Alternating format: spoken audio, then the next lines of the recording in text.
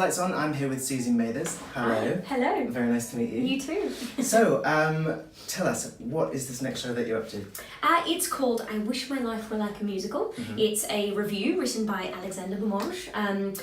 It's fantastic. It's a show that looks at the industry, musical theatre, and being part of it and watching it as well. It starts off from a young graduate from drama school and theatre school, and up until the day when when they audition and when they get cast in the ensemble, to when they get the leading man or leading lady performance, and then it kind of continues. Sort of, it goes through not one person's career, but I suppose it could be somebody's career, and all the sort of mishaps that happen in auditions and on stage and in the rehearsal room and all that sort of stuff. So yeah. We have a great song at the beginning where we're ushers, and you kind of comment on the fact that one of my lines is that when people don't read the right signs, and so they end up coming through the wrong side, and then instead of going around and coming in again, they just get 20 or 30 people to stand up and then come through. So lots of kind of commentary on the theatre itself. But it's very much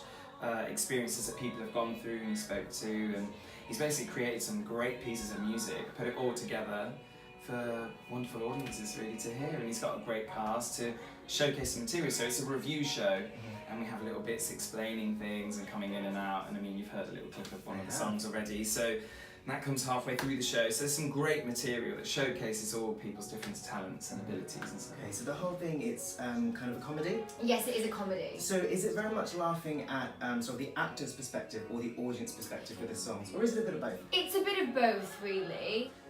If you are an actor, you'll go, oh my god, yeah, that happened to me, I remember that. And as an audience member, I suppose coming and watching something like this, you'd probably go, oh, I think that's what I thought it was going to be like, or oh, I didn't realise it was going to be like that. But however, it's interesting for them even to come and see a show like this, because it's nice for them to see the scope of theatre, because they only see the glitz and the glamour and what's on stage. So to hear what goes on backstage, it's also funnier.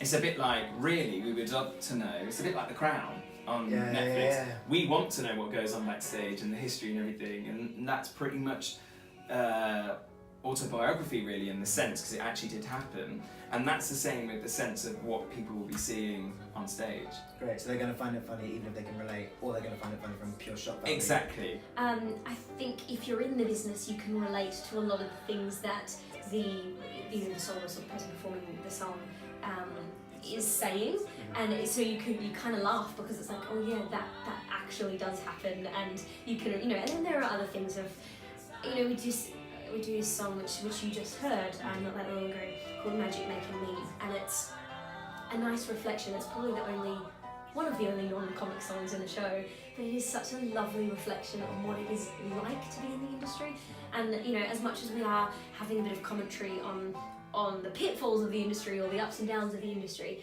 it is nice to remember that actually we all do this because we love it so much, and it does feel like magic. The source of satisfaction, each cheer I hear can be. You play different characters throughout the show.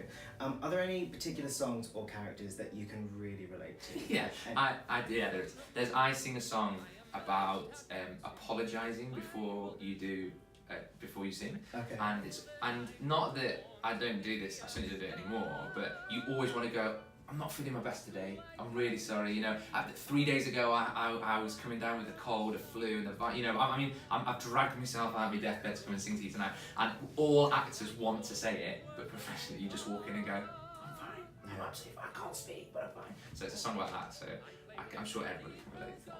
Really? Actor, singer-wise, definitely. So it's like before a show or before an audition? Well, before an audition, we do it all the time. I'm sure, I've never really sat on the other side of a panel, but there's going to be times when everyone's like, I've got a cold. It's like, well, you're the 10th person who's got a cold this morning. Brilliant, okay. In a row. So you're going to tell me, we'll hear that you don't sound very well, but it's just all about that. Yeah. There's the audition song, and every actor can relate to. It just speaks about this audition and how you've prepared all night for this big number and you don't think anyone else is going to sing it, and you get there and somebody else is singing it, and everyone's doing the warm-up exercises that really throw you, and how you go in and expecting it to be this, you make the big entree, and really you just like literally number like 57 on the list, and like, get on with it, and you're like, oh my gosh, and you feel really rushed. So yeah, it's all the kind of nerves and energy around the audition song, which, It's really nice because we get to hear them for the first time, and then we're able to comment and go, oh my god, that so happened to me before, or oh, maybe I am a diva. Because I do turn up to things late. Am I a diva? Really? So about the Crazy Coqs, it's quite a small stage. How is it performing on this stage as opposed to the Apollo Victoria? Oh, it's exactly the same.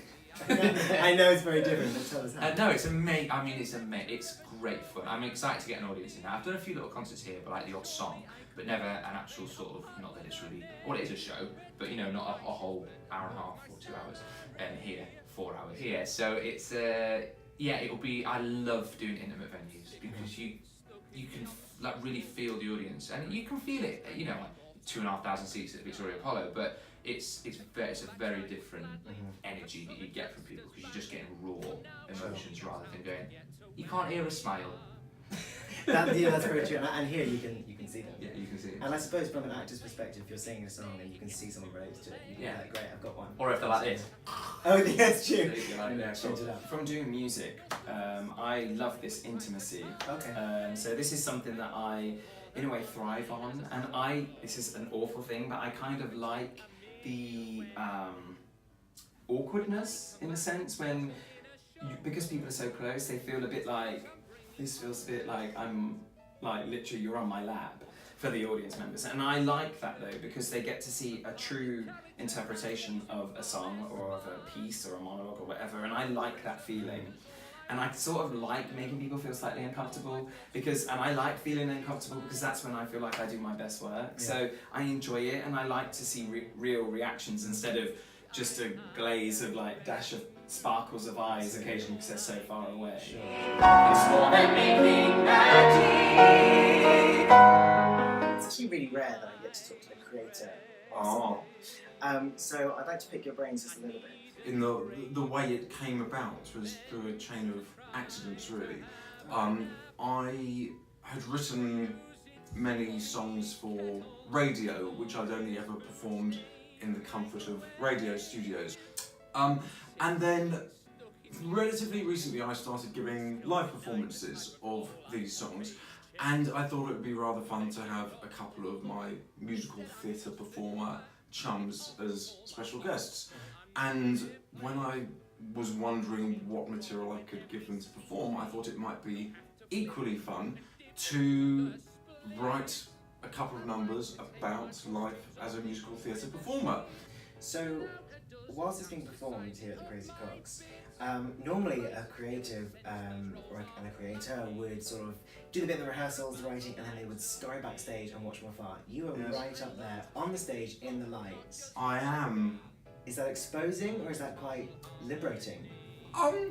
In some ways it's exposing because you're kind of right in the line of fire. It's also great fun to be part of the performance. It's the fault of the memory that lingers when that's through, and the quest to recapture that distant listening. So, if people want to get tickets, where and when is it on? It is on at the Crazy Coqs at the Zedel. So that's Piccadilly Circus Way, for people that don't know. I can't speak today. And we are on Monday, which is April the 9th. to the 17th of April, but we don't have any shows on the 16th of April. So there are 10 shows in total over the kind of week and lots of different times. So do get your tickets and come and see us. Perfect. I wish you all the best in it. Thank you so much. Thank you so much.